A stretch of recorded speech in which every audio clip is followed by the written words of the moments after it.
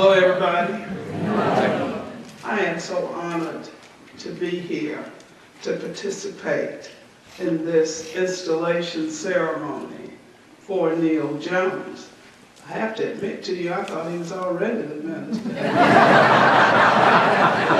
So I love the description that we heard of this as an engagement and then the marriage. So I'm glad to be here for this blessed marriage of the Unitarian Church and Neal Jones.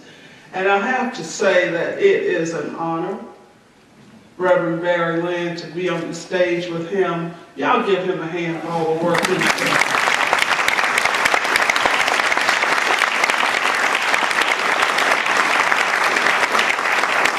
You talk about courage and speaking truth to power. We have no better example than he who is gracing our pulpit today.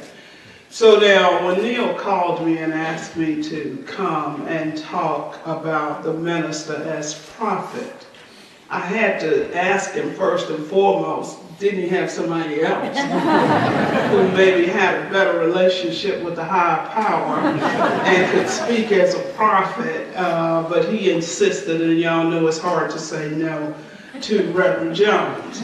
So I'm here to give it my best shot, not necessarily saying anything that is prophetic, because y'all know in the tradition of the Unitarian Universalist Church that prophecy and prophetic ministry is something that is a tradition that we already see exemplified in Neal Jones. I want to take just a couple of minutes though, because believe it or not, sometimes I do try to be obedient. I want to take just a few minutes to try to pull us together and talk about the minister as prophet. Growing up in a little small town in South Florida in the Baptist church, I knew nothing at all about Unitarian Universalism.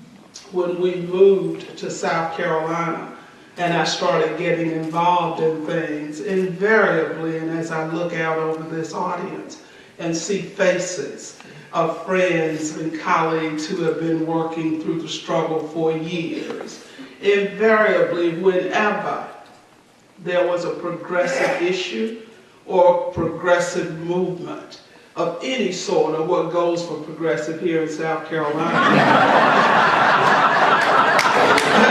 you know, there's a difference. Invariably, it would be here at the Unitarian Church. It would be organized by members of the Unitarian Church. Meetings would be held here at the Unitarian Church. And Neal Jones is keeping and following in that tradition. Two words come to mind, great, and a lot of them, or at least both of them were in that song that you opened with. Grant us wisdom, grant us courage for the facing of this hour. I would suggest to you that any person who wants to be a prophetic minister has to have courage, has to have wisdom. It's kind of like the old folks say, you gotta have a thumb in your spine so that you can stand when no one else is standing. When you look over Neal Jones's history in this community, one can count a number of instances where he has stood, where he has shown courage, where he has spoken truth to power. Whether we look at this issue of the Confederate flag and the conversations that were had in the General Assembly around the removal of the Confederate flag, whether we look at the issue of choice and how some of my colleagues who served with me seem to be preoccupied with a woman's body and what she chooses to do with it. Neal Jones was there, speaking out at the hearings on the ultrasound bill that we talked about in the legislature. He was there when we created this notion that depending on where you live, it depended on the quality of your education. Neal Jones was a part of the conversation about a minimally adequate education. I wondered as I heard the governor in her State of the State talk about starting a conversation to talk about funding education. I wonder, Reverend Jones, if you got that call. A part of that conversation. I'm sure it's coming if you have not gotten it yet. I just want to wrap this up because I did have 5 minutes and I did want to kind of say something that y'all already know.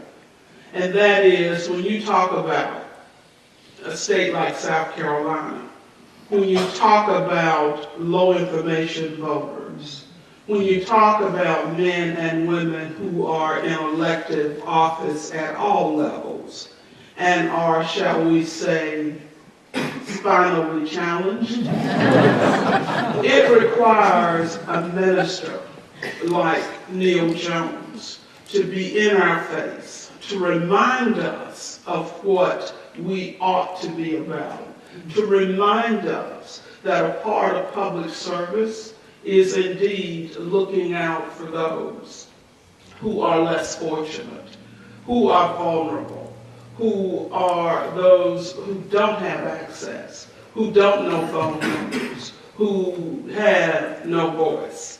So we count on Neal Jones. We count on the Unitarian Universalist congregation. We count on those of you sitting out here to be the wind beneath his wings, to be the ones to always, always have his back. Because y'all don't need me to stand here and tell you what happens to people who speak out. What happens to people who speak out in a state that is, shall we say, less progressive than we'd like it to be. You get ostracized and isolated and talked about and all of those things that people tend to do when you speak truth to power. Neal Jones has, during your courtship, shown you that he's not afraid. He has, during your engagement, shown you that he has the wisdom to deal with people over there in that state house and in local government. He's shown you that he is a prophetic minister. I'm glad you decided to marry him. I would encourage you, before you try to seek a divorce, in the event that things get a little rocky, as they do in all relationships, I think y'all need to consider a little counseling. I'm a social worker by trade, I'm licensed, and I am available, and because it's y'all, I'm going to charge you a dime to do it. So thank you so much for this honor. I think y'all are blessed to have Neal, and I look forward to him continuing his prophecy here in this community, in this state, and in this country. Thank you so very much.